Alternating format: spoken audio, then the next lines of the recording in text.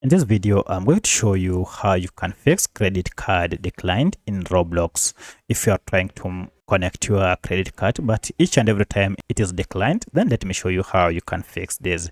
If you find this video helpful, please like and subscribe to this channel.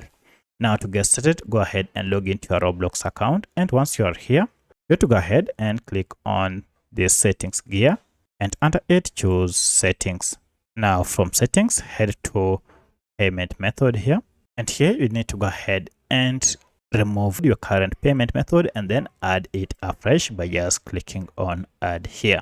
At this point, you need to go ahead and make sure that you enter the details on your payment card just as they are. Once you're done, now go ahead and click on save, and this time around you shouldn't have any issue with your credit card in Roblox. If you have any other question, kindly let me know in the comment section.